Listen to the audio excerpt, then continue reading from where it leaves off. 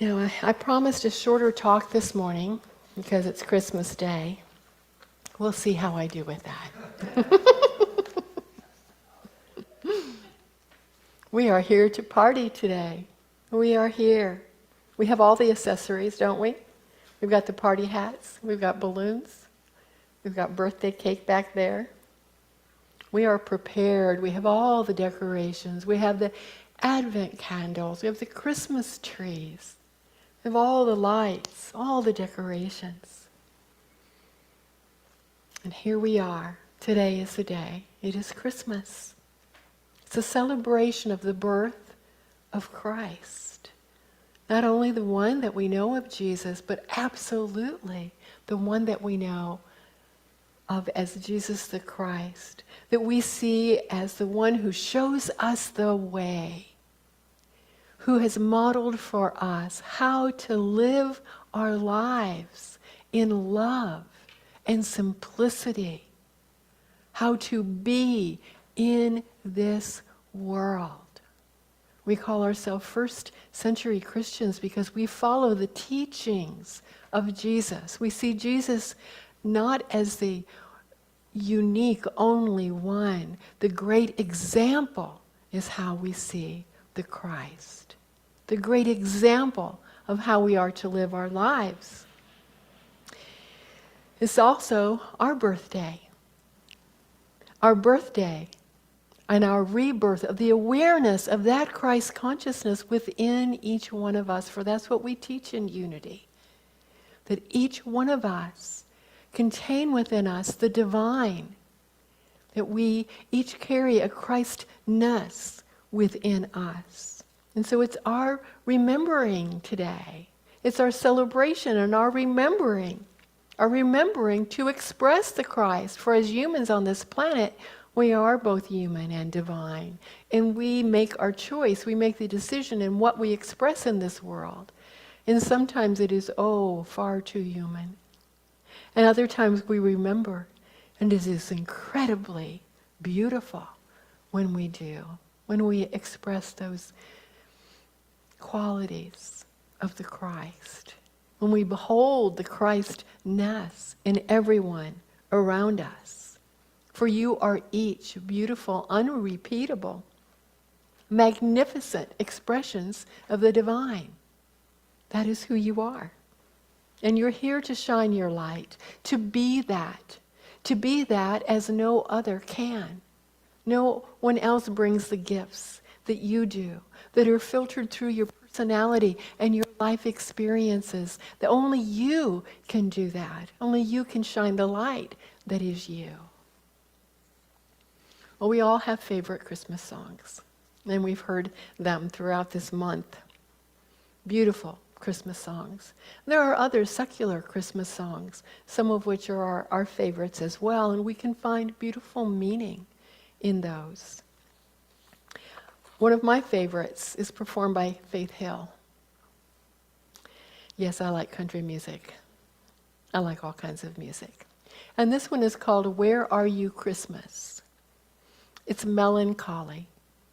The first half is sad and searching. It was written by James Horner, Mariah Carey, and Wilbur Jennings. The lyrics start with, "Where are you Christmas? Why can't I find you? Why have you gone away? Where is the laughter you used to bring me? Why can't I hear music play? My world is changing. It's rearranging. Does that mean Christmas changes too? Where are you Christmas? Do you remember the ones you used to know? I'm not the same one. See what the time's done. Is that why you have let me go?" Very sad. And there are times we feel like that, don't we? What's happened? I've changed. The world's changed. I've been left behind.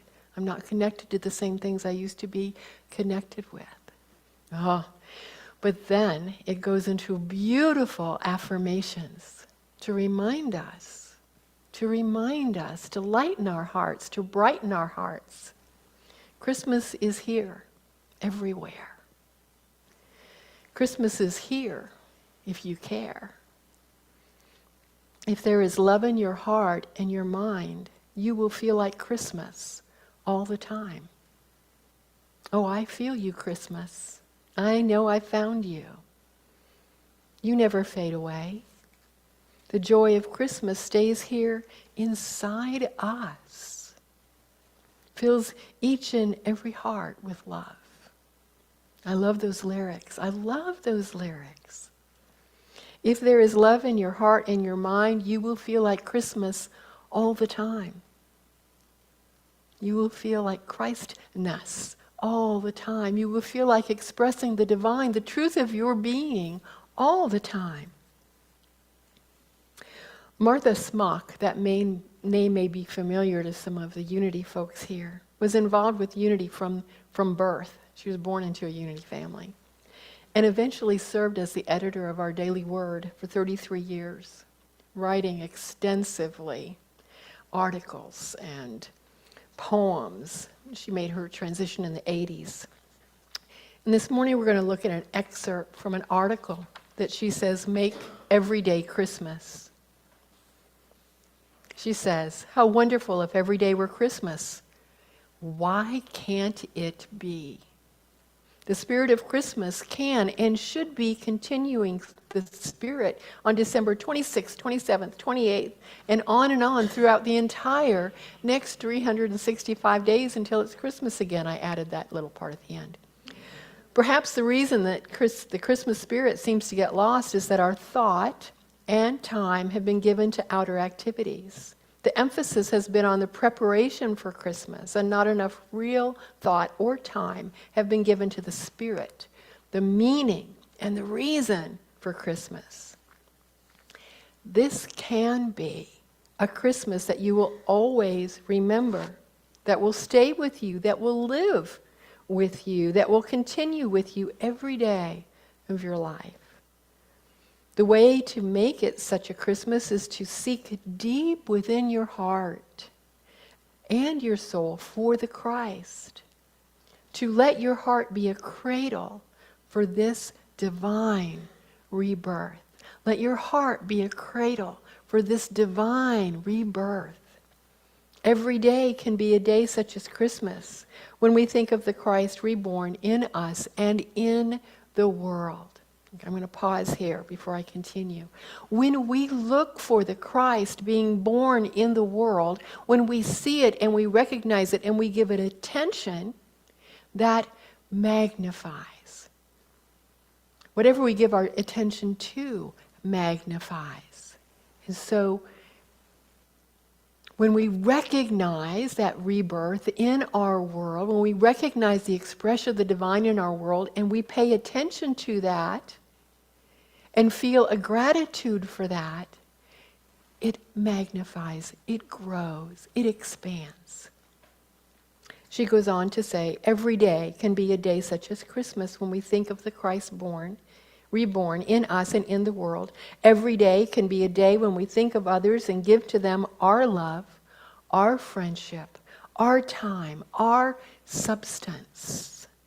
Every day can be a day when we let our hearts be happy, when we sing and rejoice because of the wonder of divine love made manifest in us. Every day can be a day when we no longer search the skies for miracles, but look with opened eyes to the miracles all about us, to the evidence at hand of the living, loving Christ. Beautifully written, beautifully expressed. Thank you, Martha. That is the reason for the season. Love. Love that continues from this day forward, that carries us into the new year, that supports us when we feel low, that inspires us to move forward, to do the work, the hard stuff, the healing, the forgiving, into true living, into true loving. Now, why do I say that the work is the hard stuff?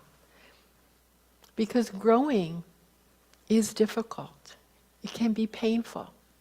And I used to resist that so much. I want growing to be like dancing through the meadow with a basket and picking wild flowers.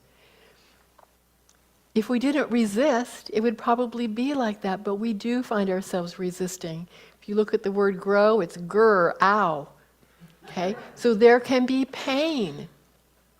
There can be resistance as we grow. But that's what we're here to do the work, to grow, to be a better version of ourselves than we were yesterday or this morning. And our traditional services so support us in that. For next Sunday is the Burning Bowl service, where we release all that no longer serves us. We'll search through our heart and our mind for anything or anyone that does not pass peacefully across our thoughts, anything that does not pass peacefully across our heart, anything that gives you an angst, a catch, a hurt. I do forgiveness work all the time, and I'm, going, oh, what am I going to be, what will I put on my list this year? And then someone mentioned to me just a couple of weeks ago that the gentleman that my husband and I had leased our last house from, back when Hurricane Irma hit, had passed away. And I realized I was still holding on to some unforgiveness towards him. And towards the whole, yes, you can move back in, no, you can't, yes, you can. He was just figuring stuff out. But when they told me that he had passed, I felt a flag. I felt an angst. It was like, I have forgiveness work to do. So we'll do that on New Year's Day. We'll go into meditation and look for who is not passing peacefully through our heart and through our mind. We will do our work to move into the New Year with as clean a slate as possible. And then the next Sunday, we get to do the beautiful white stone ceremony where we set the intention. And on the burning bowl, we'll be doing our letters to God, affirming the new year. We thank God in advance for what a marvelous new year it's going to be. These are some of the tools that we do at Unity, the traditions every year to help us individually and as a community to grow, to heal, to move past, to shine brighter in the divine that we are. We'll also connect with prayer partners on that second Sunday for anyone that would like to participate in that program, and that will be explained at that time. All to prepare ourselves for the good that is coming and the good that is now, right now, in this moment. For this is your day. This is your rebirth day. We celebrate one another. I celebrate you. We revel in the joy we feel. We behold the Christness, the Christmas in you and as you. If there is love in your heart and your mind, you will feel like Christmas all the time. You are Christmas all the time. And so it is.